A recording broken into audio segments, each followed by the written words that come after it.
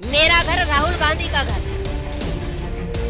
राहुल गांधी क्या योगदान है देश में? धर्म की राजनीति बीजेपी करती है। जनता का चौकीदार, ना कि आपको उद्योगपतियों का चौकीदार चुना गया था। उसको ये अपने टट्टुओं को प्रधानमंत्री बनाता। जो लिखा हुआ नहीं पढ़ पा रहे, क्या है राहुल गांधी? खतरा नहीं है, अब अंदर में वो सही है। निकाल के दिखाता हूँ कितना ट्रांजेक्शन हो रहा है। जो मोदी को भूलेगा वो ठेंग पकड़ के झूले। नमस्कार, मैं निशी भाटिया और आप देख रहे हैं न्यूज़ वॉच इंडिया। तो जैसा कि लगातार अब जो राहुल गांधी एक ऐसा चेहरा बन चुके हैं जो सुर्खियों में छा चुके हैं। पहले अब उन पर केस होता है। 2019 में वो एक अभद्र टिप्पणी कर देते हैं जिसमें मोदी सरनेम के नाम पर उन पर मानहानि का केस दर्ज हो जाता है। फिर उसके बाद क्या होता है कि उनको 2 साल की सज़ा सुना दी जाती है, जिसके बाद उनकी सदस्यता चली जाती है। और अब ऐसी तमाम चीज़ें सामने आ रही हैं। अब उसके बाद उनका बंगला खाली होने की जद पर है और ये सब चीज़ें ऐसा साफ हो रही हैं कि 2024 के चुनाव में क्या राहुल गांधी पर शनि की साड़सती घूमती नजर आ रही है। और ये एक दिलचस्प सवाल होने वाला है और आज हम इसी चर्चा को लेकर जनता के बीच में मौजूद हैं और जो जनता से हम बातचीत करेंगे और लोगों से उनकी राय जानेंगे कि 2024 का चुनाव अब भाजपा से तो चेहरा साफ है, लेकिन विपक्ष से कौन हो सकता है, क्योंकि जो राहुल गांधी है उन पर शनि की साड़सती खूब मंडरा रही है। तो अब इसको लेकर चलिए अब एक एक करके लोगों से उनकी राय जान लेते हैं। सबसे पहले मैं आपसे जानना चाहूंगी 2024 को लेकर अब राहुल गांधी पर जो लगातार आरोप लगते जा रहे हैं, अब उसके बाद उनको बंगला खाली करने तक की उनकी अब ऐसा नोटिस जारी हो चुका है। तो इसको लेकर अब क्या कुछ कहना है? 2024 चुनाव कैसा होने वाला है? देखिए मैम, आरोपों से कोई वो फर्क नहीं पड़ता। आरोप तो लगते हैं, लगने दो। और रही बात बंगले के लिए थोड़ा लड़ रहे हैं वो, या सदस्यता रद्द हो गई उनकी, उसके लिए थोड़ा लड़ रहे हैं। वो तो जनता के लिए तपस्या कर रहे हैं, जनता के लिए लड़ रहे हैं और आखिरी वक्त तक जब तक उनकी सांस चलेगी। और रही बात बंगले की, मेरा घर राहुल गांधी का घर, ऐसी बात नहीं है। और 2024 में मेरे पास भी जमीन गिराव बढ़ के आएगा कांग्रेस का, ना कि गिर के आएगा। ये देख लेना। ऐसी चीज भी सामने आ रही है जब कह रहे हैं कि मेरा घर राहुल गांधी का घर एक बराबर है। ये एक बहुत बड़ा मुद्दा जो है वो ट्रेंडिंग पर है। इसके अलावा पर यही है कि राहुल गांधी तो बंगला देने के लिए तैयार है।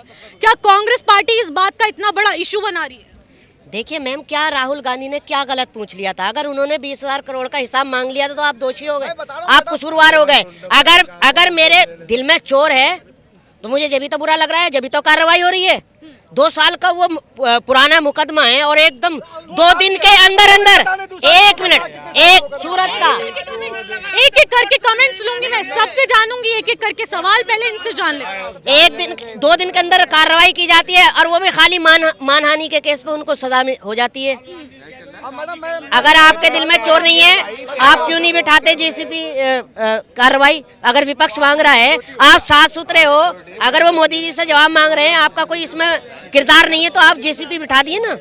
अब जैसा कि ये कह रहे हैं कि बीजेपी अब जब आरोप लगा रही है और उसके बाद अब उनका जब मन साफ है, तो ये तमाम चीजें ये बात कह रहे हैं। इसको लेकर क्या सबसे पहले मैं ये बोले 2 साल की मामला है, 2018 की मामला है, जो गुजरात में भाषण के दौरान बोले थे, जो मोदी की जो जहाँ भी कहा कर्नाटक में बोले थे। देखो मैं बताऊं, पहले वाला राजा नहीं है, राजा के बेटा राजा बनेगा। समझ गए? आपकी प्रजा समझ गए, प्रजा समझता है हम किसको राजा बनाएंगे। कोई बपौती नहीं है राजा। आप राहुल गांधी क्या मानते? राहुल गांधी जिला पार्षद के चुनाव लड़के दिखाते, हम मान जाए राहुल गांधी को। कोई ये नहीं राजा के बेटा राजा बनेगा, कभी नहीं बनेगा। और सपना ही छोड़ दे राहुल गांधी। एक एक करके पहले सुन लेने दीजिए कि जनता क्या चाहती है। एक एक करके सबसे मैं पूछूंगी, लेकिन उससे पहले सुन लेने दीजिए। देखो मैडम, पहले वाला राजा नहीं है, राजा के बेटा राजा बनेगा। आप वो ख्वाब छोड़ दे। हम प्रजा है, हम जिसको चाहेंगे राजा कुर्सी की देने राजा बनाना हमारा जिम्मेदारी है। समझ गए ना? ये कांग्रेस पार्टी जो बपौती समझते थे सत्ता को, जो हमारे चलाते जाएंगे, हम परदादा नाना नानी सब चलाएंगे, वो भूल जाए। राहुल गांधी क्या योगदान है देश में? उसको एक जिला पार्षद के चुनाव लड़ा के जीत जाए तो मुझे बता देना आपने। जो लिखा हुआ नहीं पढ़ पा रहे, क्या है राहुल गांधी? बस हो गया। एक मेरे पास है ना 1 एकड़ जगह है, ठीक है, मैं राहुल गांधी को देना चाहता हूँ। इतना प्यार कैसे कि 1 एकड़ जमीन आप राहुल गांधी? कांग्रेसी है। अच्छा, तो नानी कांग्रेसी है तो 1 एकड़ जमीन दे दूंगा मैं। क्या बात हो गई? ये तो बदलेगी राजनीति है ना, ये मत करो। जातिवादी और बदले की राजनीति नहीं करो, जिससे प्रजातंत्र को खतरा होता है। और ये मेरे चैनल पे जरूर बताना कि वो आदि मेरा नाम है राजकुमार, हरियाणा से, ठीक है। मेरे पास जो जगह है, अगर उसको जगह चाहिए तो मैं 400-500 गज तो वैसे ही दान कर दूंगा राहुल गांधी की बिल्डिंग के लिए। एक एक करके मैं सबसे जानना। हाँ जी, आप बताइए। बीजेपी ਦੀ ਭਾਵਨਾ ਨਾਲ ਖੇਲਣ ਦੀ ਬੜੀ ਪੁਰਾਣੀ ਆਦਤ ਆ। ਬੀਜੇਪੀ ਦੀ ਭਾਵਨਾ ਨਾਲ ਖੇਡਣ ਵਾਲੀ ਬੜੀ ਪੁਰਾਣੀ ਆਦਤ ਆ। ਦੇਸ਼ ਦਾ ਹੋਮ ਮਿਨਿਸਟਰ ਸ਼੍ਰੀਨਗਰ ਗਿਆ, ਉਹਨੇ ਬੁਲਟ ਪ੍ਰੂਫ ਸ਼ੀਸ਼ਾ ਲਵਾਇਆ ਵਾ। ਕਿਹਦੇ ਕੋਲ ਡਰਦੇ ਆ? ਜਿਸਲੇ ਮੁਸਲਮਾਨ ਭਰਾਵਾਂ ਦੇ ਨਿਤਨੇਮ ਦਾ ਟਾਈਮ ਹੋਇਆ, ਉਹਨੇ ਸ਼ੀਸ਼ਾ ਹਟਵਾਤਾ ਕਿ ਮੇਰਾ ਪਿਆਰ ਕਿੰਨਾ ਆ। ਨੱਡਾ ਸਾਡੇ ਪੰਜਾਬ 'ਚ ਗਿਆ ਵੋਟਾਂ ਮੰਗਣ ਲਈ, ਕਹਿੰਦਾ 84 ਦੇ ਦੰਗੇ ਦੇਖ ਲਓ, ਇਹਨਾਂ ਕੋਲ ਵਿਕਾਸ ਨਹੀਂ ਹੈਗਾ। ਇਹਨਾਂ ਨਾਲ ਭਾਵਨਾ ਨਾਲ ਖਿਲਵਾੜ ਕਰਦੀ ਆ। ਧਰਮ ਦੀ ਰਾਜਨੀਤੀ ਬੀਜੇਪੀ ਕਰਦੀ ਆ। ਇਹਨਾਂ ਕੋਲ ਜਿਸਲੇ ਕੋਈ ਮੁੱਦਾ ਨਹੀਂ ਹੁੰਦਾ, ਇਹਨਾਂ ਕਹਿੰਦਾ ਜੈ ਸ਼੍ਰੀ ਰਾਮ, ਮੈਂ ਸਨਾਤਨੀ ਆ, ਸਭ ਮਗਰੋਂ ਲੈਣਾ ਜੈ ਸ਼੍ਰੀ ਰਾਮ ਪਹਿਲਾਂ ਕਰਨਾ। ਮੈਨੂੰ ਦਿਖਾਉਣ ਦੀ ਲੋੜ ਨਹੀਂ ਹੈਗੀ ਕੋਈ। ਮੋਦੀ ਦੇ ਕੋਲ ਵਿਕਾਸ ਕੁਛ ਨਹੀਂ ਹੈਗਾ। ਸਿਰਫ ਇਹਨੂੰ ਇੱਕ ਰਾਜਯੋਗ ਲੱਗਾ ਆ, ਜਿਹਦੇ ਕਰਕੇ ਚੱਲਿਆ 2 ਨੰਬਰ EVM ਮਸ਼ੀਨ ਦੀ ਗੜਬੜੀ। ਤੁਸੀਂ ਮੇਰੇ ਤੇ ਇਲਜ਼ਾਮਾਂ ਲਾਉਂਦੇ ਆ ਕਿ ਮੇਰਾ ਮੋਬਾਈਲ ਚੱਕ ਲਿਆ। ਮੈਂ ਕਹਿੰਦਾ ਆ ਲਓ ਤਲਾਸ਼ੀ, ਸਾਰੇ ਕੱਪੜੇ ਲਾ ਕੇ ਤਲਾਸ਼ੀ ਲੈ ਲਓ, ਫਿਰ ਨਹੀਂ ਕਹੋਗੇ ਮੇਰੇ ਤੇ ਮੋਬਾਈਲ ਚੱਕਿਆ। ਇਹ ਤੇ ਇਲਜ਼ਾਮਾਂ ਲੱਗਦਾ EVM ਮਸ਼ੀਨ ਦੀ ਗੜਬੜੀ ਕਰਵਾਉਂਦਾ। ਇਹ ਕਿਉਂ ਨਹੀਂ ਕਹਿੰਦਾ ਕਿ ਵੋਟਾਂ ਬੈਲਟ ਪੇਪਰ ਤੇ ਪਾਉਗੀਆਂ? ਇਹਦੀ ਲੋਕਪ੍ਰਿਯਤਾ ਹੈਗੀ ਆ। ਇਹ ਕਹਿੰਦਾ ਮੈਂ 500 जिਵੇਂ ਤੁਸੀਂ कह रहे हो कि बीजेपी सारी धर्म की राजनीति कर रही है, तो मेरे को ये बताओ कि किस तरीके से आपको लगता है कि भाजपा ने विकास ना किया हो और कांग्रेस अगर सत्ता में होती तो वो ये विकास कर दे? ਇਹਦੇ ਟਾਈਮ ਤੇ ਅਰਥ ਵਿਵਸਥਾ ਵਿਗੜੀ ਹੁਣ। ਅਰੁਣ ਜੇਤਲੀ 9 ਸਾਲ ਪਹਿਲਾਂ ਕਹਿੰਦਾ ਕੜਵੀ ਦਵਾਈ ਦੇਣੀ ਪੈਣੀ ਦੇਸ਼ ਦੀ ਜਨਤਾ ਨੂੰ। 9 ਸਾਲ ਤੋਂ ਕੜਵੀ ਦਵਾਈ ਚੱਲਦੀ ਪਈ ਆ। ਮਨਮੋਹਨ ਸਿੰਘ ਹੁਣਾਂ ਦੇ ਟਾਈਮ ਤੇ ਅਰਥ ਵਿਵਸਥਾ ਵਿਗੜੀ ਸੀ। ਉਹ ਕਹਿੰਦੇ ਘਬਰਾਓ ਨਾ, ਸੈਟਅਪ ਹੋ ਜਾਊ। 1 ਸਾਲ 'ਚ ਉਹਨੇ ਸੈਟਅਪ ਕਰ ਦਿੱਤੀ ਸੀ। ਇਹ ਚਾਹ ਵੇਚਣ ਵਾਲਾ ਦੇਸ਼ ਚਲਾ ਰਿਹਾ, ਇਹਨੇ ਕਿੱਥੋਂ ਸੈੱਟ ਕਰਨੀ ਹੈ? ਅਰਥ ਵਿਵਸਥਾ ਸੈਟਅਪ ਕਰਨਾ ਇਹਦੇ ਬਸ ਦਾ ਕੰਮ ਨਹੀਂ। ਹਰ ਕੰਮ ਦੇਸ਼ ਦਾ ਠੇਕੇ ਤੇ ਦੇ ਰਿਹਾ ਵਾ ਪ੍ਰਾਈਵੇਟ। ਬਿਲਕੁਲ ਪੂਰਾ ਰੱਖਣ ਦਿਓ ਨਾ। ਦੇਸ਼ ਹੀ ਠੇਕੇ ਦੇ ਦੇਵੇ, ਦੇਸ਼ ਹੀ ਠੇਕੇ ਦੇ ਦੇਵੇ। ਠੇਕੇਦਾਰ ਨੇ ਅਰਥ ਵਿਵਸਥਾ ਸੈਟਅਪ ਕਰ ਦੇਣੀ ਆ। ਠੇਕੇਦਾਰ ਨੇ ਨੌਕਰੀਆਂ ਕੱਢ ਦੇਣੀਆਂ ਆ। ਇਹਨੂੰ ਲੋੜ ਨਹੀਂ ਪੈਣੀ। ਠੇਕੇਦਾਰ ਨੇ ਰੁਪਈਏ ਲੈਣੇ ਸਾਡੇ ਕੋਲ, ਇਹ ਰੁਪਈਏ ਲੈਂਦਾ ਨਹੀਂ। ਪੰਤੰਜਲੀ ਗਰੁੱਪ ਦਾ 13 ਸਾਲ ਲਾਟ ਟਰਨਓਵਰ ਕਿੰਨਾ ਸੀ, ਅੱਜ ਕਿੰਨਾ ਆ? ਅਡਾਨੀ ਗਰੁੱਪ ਦਾ 13 ਸਾਲ ਲਾਟ ਟਰਨਓਵਰ ਕਿੰਨਾ ਸੀ, ਅੱਜ ਕਿੰਨਾ ਹੈ? ਕਿਹਦੀ ਬਲੈਸਿੰਗ? ਮੋਦੀ ਦੀ। ਦੇਸ਼ ਦਾ PM ਗੁਜਰਾਤੀ ਹੋਮ ਮਿਨਿਸਟਰ ਜਾ ਕੇ ਗੁਜਰਾਤ ਤੋਂ ਲੈ ਕੇ ਆਇਆ। ਬਾਕੀ ਸਟੇਟਾਂ ਜਾਨਪਾ ਡੰਗਰ ਆ, ਪਰਿਵਾਰਵਾਦ ਆ। ਇਹ 2 ਬੈਲਾਂ ਦੀ ਜੋੜੀ, ਇੱਕ ਕੰਨਾ ਦੂਜਾ ਕੋੜੀ। तो जिस तरीके से आप देख सकते हैं कि यहाँ पर पूरी तरह से लोग अब चर्चा में आ चुके हैं। एक एक करके हर किसी से सवाल जानेंगे। अगर आप मुझे ही नहीं सुन पाएंगे तो आप सवालों का जवाब कैसे देंगे? तो एक एक करके शांतिपूर्वक तरीके से हम इस पूरे कार्यक्रम का आयोजन कर रहे हैं, तो इसको शांतिपूर्ण तरीके से समाप्त होने दीजिए। तो एक एक करके अब मैं आप लोगों पे आऊंगी और ये सब संभव तब होगा जब आप बिल्कुल डिसिप्लिन मेंटेन करके रखें। जी आप बताइए।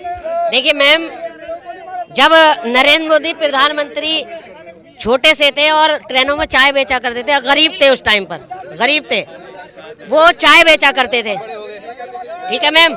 आज अमीर हैं, प्रधानमंत्री भी हैं और अमीर भी हैं। आज पता वो क्या कर रहे हैं? पहले तो वो ट्रेनों में चाय बेचा करते थे, आज वो ट्रेन, LIC और एयरपोर्ट बेच रहे हैं। ट्रेन, LIC और एयरपोर्ट बेच रहे हैं। आपको चौकीदार चुना था जनता ने, जनता का चौकीदार, ना कि आपको उद्योगपतियों का चौकीदार चुना गया था। आप चौकीदारी कर रहे हैं सिर्फ विजय माल्या की, अडानी अंबानी की, महेश चौकसी की, ललित मोदी की, नीरव मोदी की। क्या बुरा कह दिया फिर राहुल गांधी ने? बताइए क्या बुरा कह दिया? ये कह रहे हैं कि उनको चौकीदार के रूप में रखा गया था, पर वो अब दूसरी ही लूट मचा। मैडम किसको बेचा, किसको बेचा रेल? बता, जवाब दे भाग गए। ये भगाड़ू है। राहुल गांधी जब यहाँ आता है ना, यहाँ बोलते हैं, आ जाके भाग जाते हैं इटली में भाग जाते हैं। अच्छा, यहाँ कहते हैं लोकतंत्र खतरे में। अच्छा, और जब चुनाव लड़ना होता है तो इंडिया में लड़ेंगे, कहते हैं लोकतंत्र खतरे में है। अरे हम उस पारसी समुदाय से पूछना चाहते हैं, उस पारसी समुदाय से पूछना चाह रहे हैं, क्या चुनाव लड़ने के लिए लंदन जाएंगे? क्या लोकतंत्र की आजादी के लिए लंदन जाएंगे? आपको क्या लगता है कि जिस तरीके से पहले उन पर मानहानि का केस होता है, फिर उसके बाद उनको 2 साल की सजा सुना दी जाती है, लेकिन उनको जमानत मिल जाती है, फिर उसके बाद उनकी सदस्यता चली जाती है, उसके बाद अब उनका बंगला खाली करने के निर्देश दे दिए जाते हैं, 24 अप्रैल तक उन्हें बंगला खाली करना है। तो क्या लगता है कांग्रेस पे क्या शनि की साढ़े साथी चल रही है 2024 के चुनाव को लेकर? मैडम, हम कह रहे हैं संविधान जिंदा है, स्पष्ट हो चुका कि संविधान जिंदा है, कानून जिंदा है, जुडिशरी जिंदा है, सब जिंदा है। जिंदा है ना, जब तो सजा दिया है जुडिशरी, वो भी जिंदा है। अगर लोकतंत्र खतरे में है, उनके लिए अब खतरा नहीं है, अब अंदर में वो सही है, उनको होना भी आपके हिसाब से सही है, आपके हिसाब से सही है। एक एक करके आऊंगी, एक बार आप डिस्टेंस मेंटेन कर लीजिए, यहाँ पर थोड़ा डिस्टेंस करो। मेरे ये कहने के मतलब ये है, बार बार बोले राहुल गांधी जी बोल रहे हो आप, हम ये कह रहे हो राहुल गांधी को एक बार कहीं पार्षद की चुनाव लड़ा लो, उससे बढ़िया कोई नहीं है। मेरी बात सुनो पहले, अब बात ये कह रहे हो, देखो एक पहले वाला राजा तो नहीं रह गया, राजा के बेटा राजा बनेगा, राजा बनने के लिए कुछ योग्यता भी चाहिए, कुछ करने भी पड़ेगा ना। आप थोड़े जन्म लेते राजा बन जाओगे, प्रजा नहीं चाहेगा तो आप राजा कैसे बन सकते हो? आप क्या राहुल गांधी को बिल्कुल काला कपड़ा पहनने पर लाकर खड़ा कर दिया जनता ने? 2024 बाद काला मुंह लेकर पूरा कांग्रेस घूमेगा पूरा इंडिया के अंदर। 2024 के अंदर की बात बता रहा हूँ, फुल बहुमत से सरकार बनेगा। आप कानून क्यों नहीं मानोगे, क्यों नहीं मानोगे? अब नवनीत राणा ने महाराष्ट्र के अंदर में हनुमान चालीसा पर उसको जेल में डाल दिया। आप देश के मामला में कांग्रेस की सरकार था कि नहीं? महाराष्ट्र के अंदर में किसकी सरकार था? क्यों डाले उसने जेल में? उसको डाले कि नहीं जेल में? उस समय कानून नहीं था कि आपके ऊपर मतलब कार्रवाई हुआ? तब मोदी ये कर रहा है, मोदी वो कर रहा है, कानून तो अभी उठ के खड़ा हुआ, तब ये हाल है। जिस दिन मोदी काम करना पूरा कानून शुरू करता, भागने पर नौबत आ जाएगा। ये क्या बात करेगा? जब कांग्रेस की राज में हनुमान चालीसा नहीं पढ़ सकते थे, कामद यात्रा ले जा सकते, नहीं शोभा यात्रा निकाल सकते, क्यों? तो आपका क्या तात्पर्य, अगर किसी के राज में हनुमान चालीसा या फिर धर्म से जुड़े कार्यकाल काम ही होंगे तो फिर क्या? तो क्या वो राजनीति नहीं है या फिर क्या है? तो सब बकवासबाजी बात है। जिस तरीके से आप कह रहे हैं कि कांग्रेस के राज में ना हम हनुमान चालीसा पढ़ पाते थे, ना दुर्गा सप्तशती का पाठ पढ़ पाते थे। एक एक करके सबसे सवाल जानूंगी मैं, आराम से। हाँ आप बताइए, आप बताइए। इससे और इससे साथी कौन है दूसरा? इससे पूछो, इधर बोलो, इससे बोलो, इधर देख, इधर देख, जरा इनके सवालों का जवाब दीजिएगा। छोटा जहा सवाल आराम से जवाब दे दी।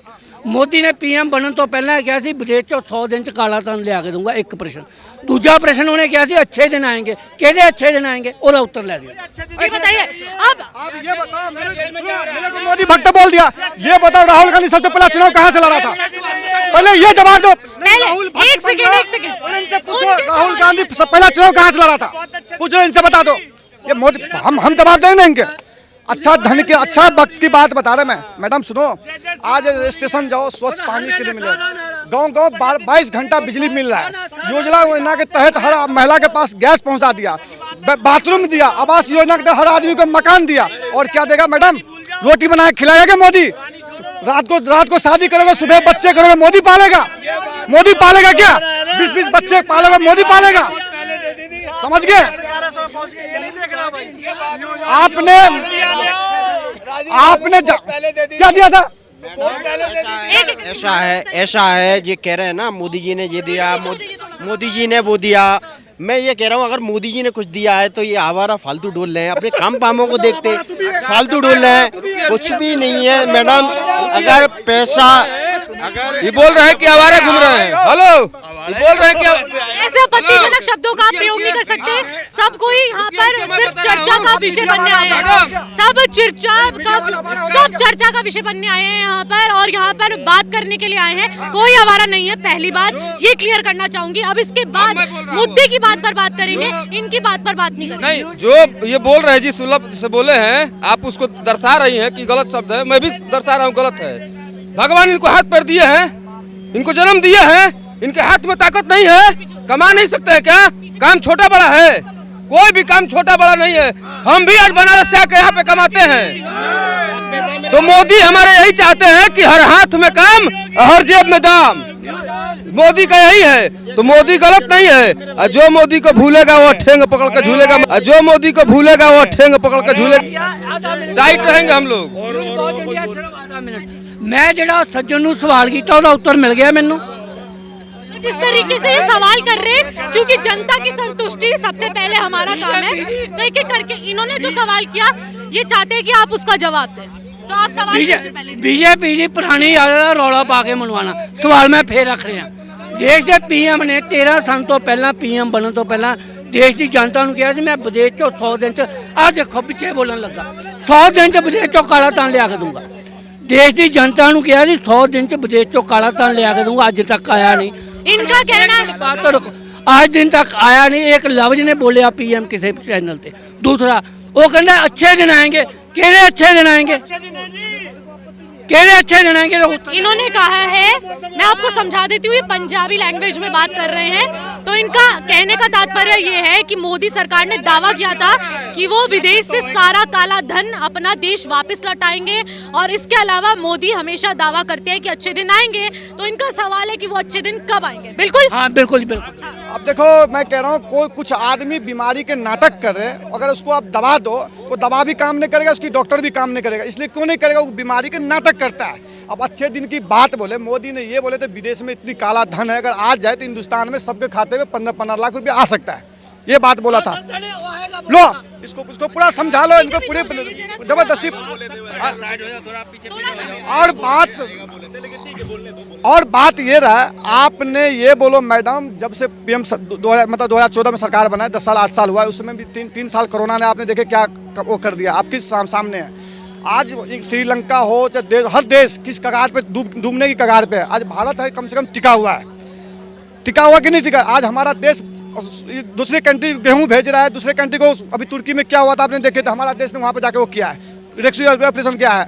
आज हमारा देश अभी ये बहुत बढ़िया देश है, बहुत बढ़िया है। हाँ कोरोना में थोड़ी बेरोजगारी हुआ है, जो जिस दुकान में काम करे 10 आदमी दुकान वाले 2 आदमी का रोजगार कम हुआ है, मैं मान रहा हूँ। मेरा खुद की दुकान था जयपुर के अंदर डूब गया, हम भाई मोदी की थोड़ी दोष देंगे। फिर वो अच्छे दिन कैसे जब बेरोजगारी सर पर मंडराए। तो मेरी बात पूरा सुनो, मेरी पूरी बात सुनो। ऐसा इनका तात्पर्य। बेरोजगारी सब खा रहे हैं, पी रहे हैं, मौज ले रहे हैं हिंदुस्तान के अंदर।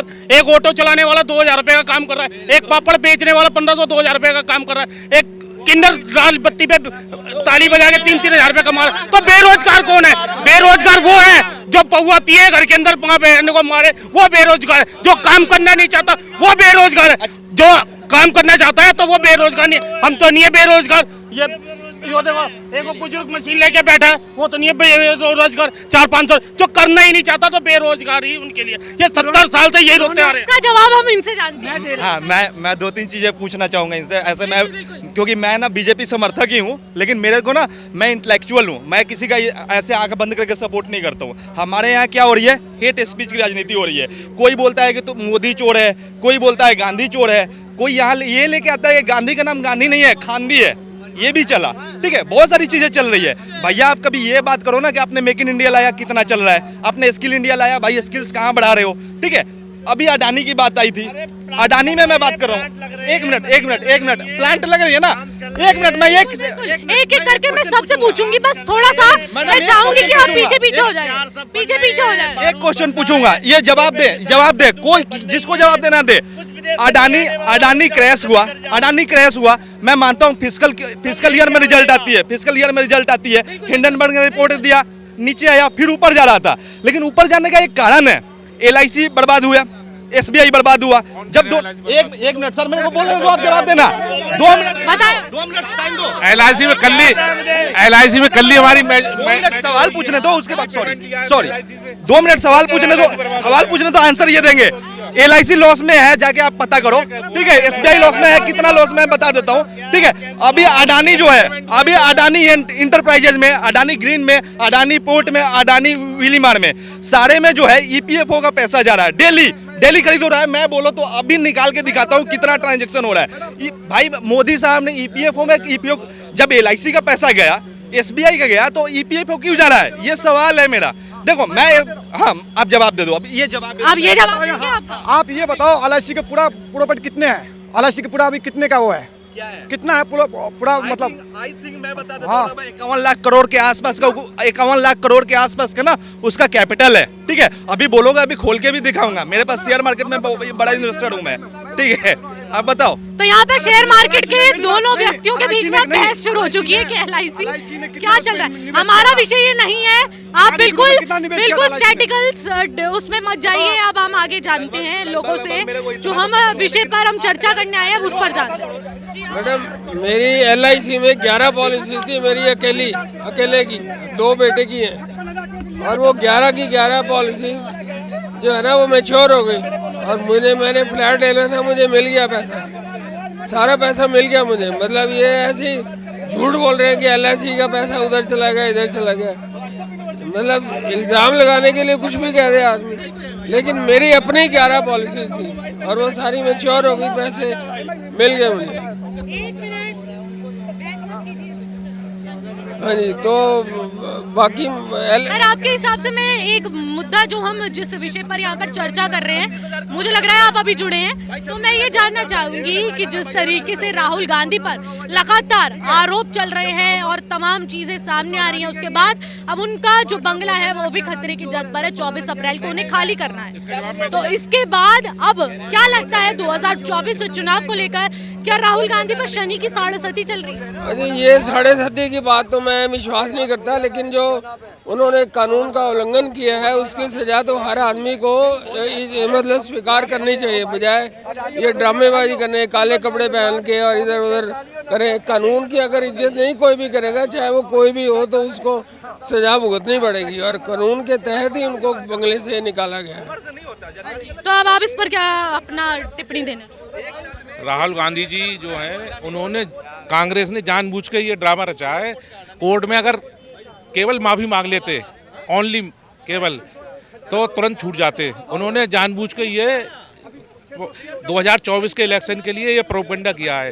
पर उनको तो 2 साल की सजा सुनाई गई थी, जिसके बाद उनको 2 साल की उनकी सजा माफ हो गई, जिसके बाद उनकी लोकसभा जो सदस्यता थी वो रद्द हो वो तो ऑटोमेटिक, फिर उसके बाद जो सरकारी बंगला था वो खाली करने का, वो तो खाली करना ही है। ऐसा है, एक्चुअली में क्या है, जो जिसको 2 साल की सजा होती है उसको ऑटोमेटिकली क्या कहते हैं, उसकी सांसदगिरी या विधायक हो, वो सब समाप्त हो जाती है ऑटोमेटिकली।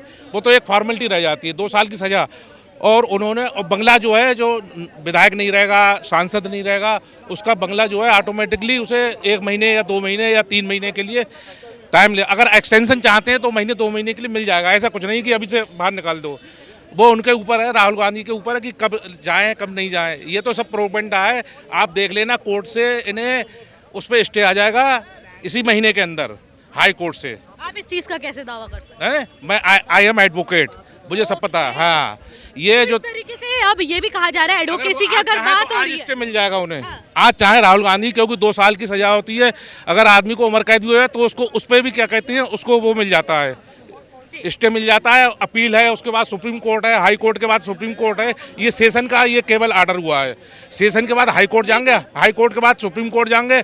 ये चाहे तो आज ही इन्हें उस पर स्टे मिल जाएगा। पर जिस तरीके से कांग्रेस पार्टी ये कह रही है, केवल कर्नाटक का इलेक्शन आने के लिए, ये 2 महीने बाद कर्नाटक का इलेक्शन है, केवल उसके लिए ये प्रोपेगेंडा कर रहे हैं कि वहाँ की सिंपैथी मिल जाए, और कोई बात नहीं। तरीके से कांग्रेस पार्टी भी दावा कर रही है कि हम वापस से इस पर याचिका डालेंगे। ये सब कांग्रेस का कर धरा है, और आप देख लेना 1 महीने के अंदर 2-4 तो आपको लग रहा है ये सोची समझी साजिश है 2024 चुनाव को लेकर? हाँ, 2024 नहीं, कर्नाटक का चुनाव पहले, राजस्थान, उसके बाद छत्तीसगढ़। इसी साल में ये 3 इलेक्शन 4 इलेक्शन होने वाले हैं। हाँ, पर इसके बाद क्या लगता है, एक पहले मैं इनसे सवाल कर लूं कि इसके बाद क्या लगता है आपको कि इससे कांग्रेस को क्या कुछ मिलने वाला है? इससे सिंपैथी केवल गेन करेंगे, वो तो इन्होंने भारत जोड़ो यात्रा में भी करी है। कोई सिंपैथी नहीं हो उसमें, जो उन्होंने गेन किया था वो इन्होंने ये सब खत्म कर दिया, ये अपने आप खत्म कर दिया। इसका कोई जिम्मेदार कि आप हमारा घर ले लो, जब उनको बंगला छोड़ने का कह दिया तो उन्हें कह रहे हैं कि आप हमारा घर ले लो। ये किसी पार्टी से कोई मतलब नहीं है, ये कोर्ट का आदेश है, और कोर्ट किसी को बाउंड नहीं है। कोर्ट एक स्वतंत्र न्यायपालिका, एक स्वतंत्र है, संविधान के तहत एक स्वतंत्र स्तंभ है। जैसे ये क्या कहते हैं, न्यायपालिका, कार्यपालिका, विधायिका, ये सब स्वतंत्र हैं। एक आप भी, एक पत्रकार भी जो है, एक वो है, आप जो चाहे हमसे बोल दे, हम आप बोल दे, ये सब वो है। ऐसा कुछ नहीं है। अगर राहुल गांधी चाहे तो आज ही उन्हें स्टे मिल जाए और आज ही वो खाली हो जाए। जो आदमी और मकान जो है वो नहीं जाएगा, नहीं जाएगा, नहीं जाएगा। ये सब ये प्रोपेगेंडा है। देखिए, ये बिल्कुल कंफर्मेशन दे रहे हैं, ये एक पेशे से एडवोकेट है जो इस बात का कह रहे हैं कि ये सिर्फ कांग्रेस वो पार्टी चाहे एक तो। प्रोपोगेंडा के तहत सिर्फ कर्नाटक जो अब चुनाव होने वाला है, इसके बाद जो राजस्थान में चुनाव होंगे उसको लेकर ये पूरी तैयारियां कर रही है, सिंपैथी गेन करना चाह रही है। बिल्कुल बोला मैंने सही बोला? हाँ, बिल्कुल सही बोला। सुनिए, जो सिंपैथी गेन कर रहे हैं वो सिंपैथी मिलेगी वो 30 करोड़ लोगों की। ये जो चुनाव है ना, ये 70% बना 30% है। ये जो जितनी भी विपक्षी पार्टियां ये किसके मुद्दे पे लड़ती हैं? इस्लाम के मुद्दे पे। मोमडनों के वोट, मुसलमानों के वोट चाहते हैं। तो वो सिंपैथी, वो जो पोस्टर वायरल हो रहे हैं ना कि मेरा घर राहुल का घर है, वो मुसलमान हैं, वामपंथी गैंग है, टुकड़े टुकड़े गैंग है, वो करेंगे उनको। जैसा नेता वैसे उनकी प्रजा। कोई 30% तो उनके हैं ही, बाकी 80% 70% को कोई हिला नहीं सकता। ओनली मोदी के अलावा कुछ भी नहीं है। ठीक है, ये राहुल कौन है? जो आदमी लोकसभा की सीट पर बैठ के आंख मारता है, इसका मतलब वो गैर जिम्मेदार है। वो वहाँ बैठने के काबिल ही नहीं, वो वहाँ बैठने के काबिल ही नहीं है। सीधी बात तो ये है, उसको टिकट जो है उसको घर में है, इसलिए मतलब वो मिल जाती है टिकट। एक चीज, यो जैसे राम मंदिर का मुद्दा आया था तो इन विपक्षी पार्टियों ने कहा ये तो कोर्ट का फैसला है। ठीक है, कोर्ट का फैसला बता दिया। जब कोई ईडी कार्रवाई करती है या किसी करप्ट नेता के खिलाफ कार्रवाई होती है तो ये क्या बोलते हैं कि मोदी बदला ले रहा है या मोदी मतलब ईडी का गलत। भाई जब वो कानून के अंतर्गत आता है तो ये भी तो कानून ने ही किया है। अतीक अहमद पे जो सजा हुई वो कानून ने करवाई है, इसमें बीजेपी पार्टी का कोई रोल है? राहुल गांधी पे जो भी सजा हुई है 2 साल की या इनको बर्खास्त किया गया, इसमें इनका मोदी या बीजेपी पार्टी का क्या रोल है? कानून ने किया है ना। जैसे राम मंदिर कानून ने बनाया इनके अनुसार। ठीक है, लोकतंत्र की हत्या, यहाँ तो लोकतंत्र की हत्या बता देते हैं, वहाँ पे लोकतंत्र की जीत बताते हैं। ये दोगले हैं, ये विपक्षी विदेशियों के एजेंडे पे काम करने वाले हैं। सपा बसपा, यो केजरीउद्दीन, ठीक है, यो राहुल खान और जितनी भी विपक्षी पार्टियां सारी विदेशी एजेंडे पे काम करती हैं, जो देश की हो ही नहीं सकती, कभी भी नहीं हो सकती। आज तक कोई भी ऐसा काम बता दो जो इन्हें राष्ट्र हित में या हिंदू हित में किया हो, सनातन हित में। यो 30% वोट के लिए सब कुछ करवा सकते हैं, 80% को कटवा सकते हैं, लेकिन 70% के हित में एक भी कानून इन्होंने आज तक लाया हो। 55 साल सरकार रही है कांग्रेस की, यो गद्दार है। हुम ने बनाई थी, विदेशी एजेंडे पे काम करने वाले। मैं आपसे ये सवाल पूछूं कि 2024 चुनाव जिस तरीके से नजदीक है तो बीजेपी ने अपना चेहरा तो साफ कर रखा है कि 2024 चुनाव में मोदी खड़े हो। इसके अलावा विपक्ष से आपके हिसाब से कौन हो सकता है कि गठबंधन की सरकार हो सकती है? क्या हो सकता है, क्या चीजें आपको लगती है? देखो, हम आतंकवादियों के बारे में, वामपंथियों के बारे में सोचते ही नहीं। टुकड़े टुकड़े गैंग के बारे में क्यों सोचना हमने?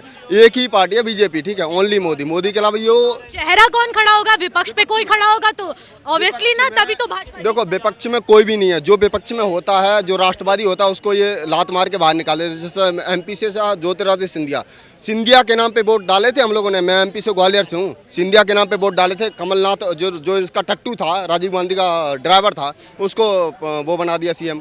हमने वोट दिया था सिंधिया के नाम पे और कमलनाथ प्रधानमंत्री जबरदस्ती थोप दिया था। तो इनका ये, और सचिन पायलट, राजस्थान में सरकार कैसे बनी? सचिन पायलट के नाम पे। और गहलोत पता नहीं कहाँ से आ गया, हमने तो पहले नाम ही नहीं सुना था कभी भी। और उसको ये अपने टट्टुओं को प्रधानमंत्री बनाता, जो उसके रिमोट पे काम, जैसे मनमोहन सिंह था। यो जो भी सरकार सत्ता में बैठाता है, ये अपने टट्टुओं को बैठाता है कांग्रेस। ठीक है, सोनिया गांधी हो, जिसके इशारे पे काम करे, ठीक है, जो इसका एजेंडा फिट कर सके, जो इस्लाम का, जो देखो मुसलमान पार्टी है भाई, जो 30% के लिए काम करेगी। जो इसका विरोध ना करे उसको ये मुख्यमंत्री हमेशा बनाते हैं हर स्टेट में, ये याद रखना।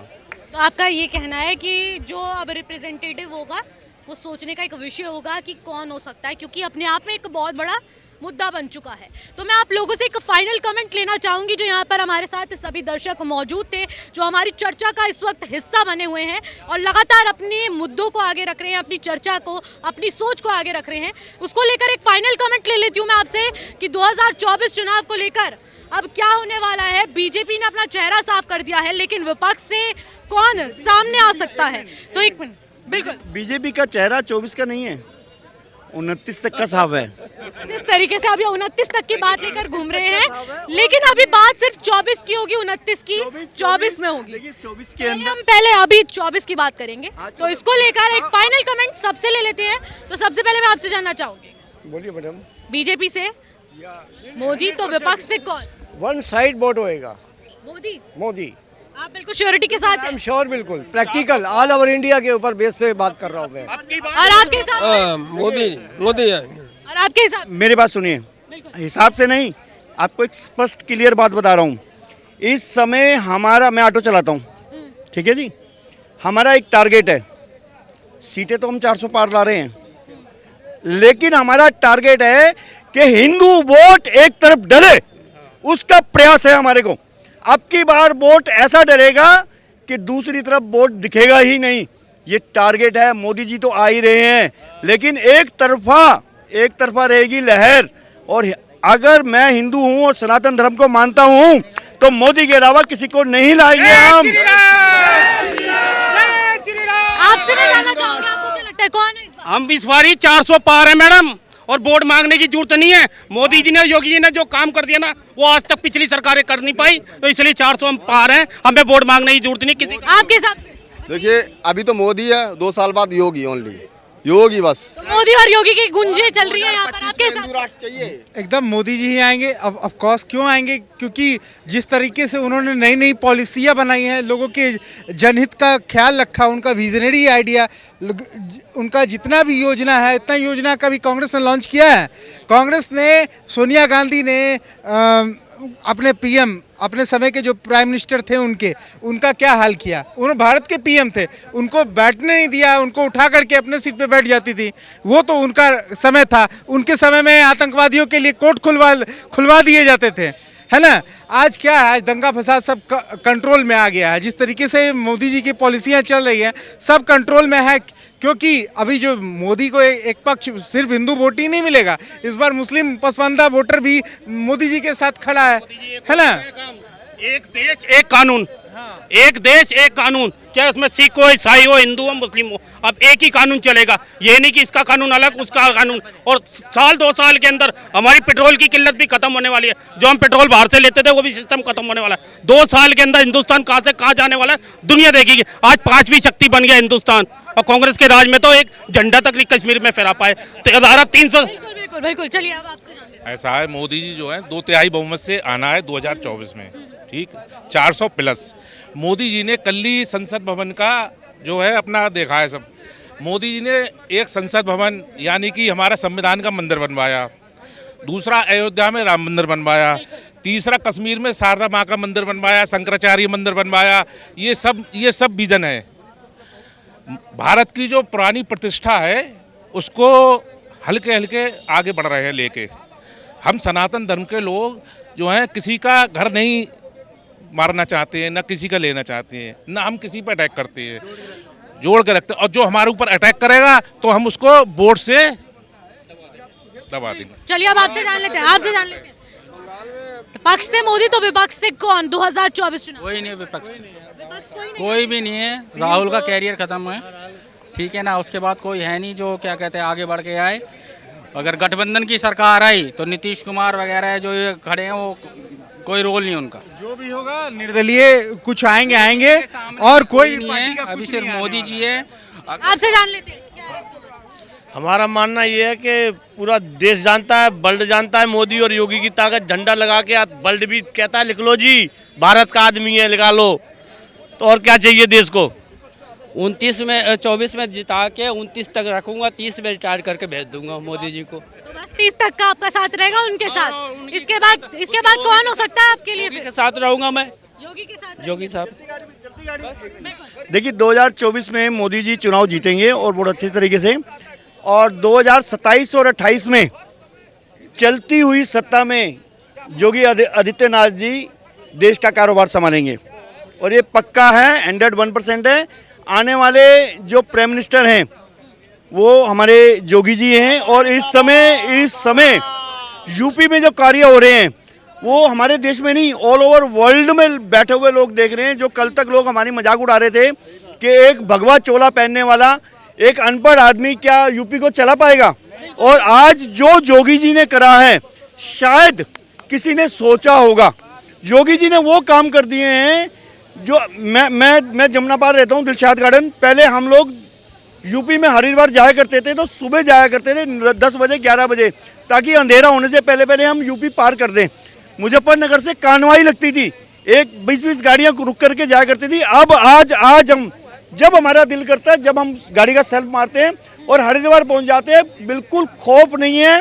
बदमाशों को पता है कि अगर हमने हाथ लगाया तो उसकी 2 जगह है, या तो मिट्टी में मिला दिया जाएगा या फिर यूपी छोड़ के भाग जाइए, क्योंकि बाबा जी का ये संकल्प है। बिल्कुल बिल्कुल बिल्कुल, चलिए चलिए अभी नगरी बाबा ही चलाएंगे। विषय पर हम आपसे बाद में भी चर्चा करते रहेंगे, हम लगातार आपसे बने रहेंगे और यहाँ पर जरूर मिलेंगे। आपसे जानने किस चीज़ के बारे में मैडम बोलिए। यही कि पक्ष से मोदी हैं तो विपक्ष से कौन हो सकता है 2024 के लिए, क्योंकि राहुल गांधी का अब लगातार जो मुश्किलें हैं वो अब 2024 को लेकर बढ़ती जा रही है। देखिए मैडम, जितने भी है ना, अगर एक चाणक्य ने एक बात कही थी कि जब सारा विपक्ष जो है ना इकट्ठा हो जाए ना और सारे एक होने की कोशिश करे, तो इसका मतलब वो शेर काम कर रहा है।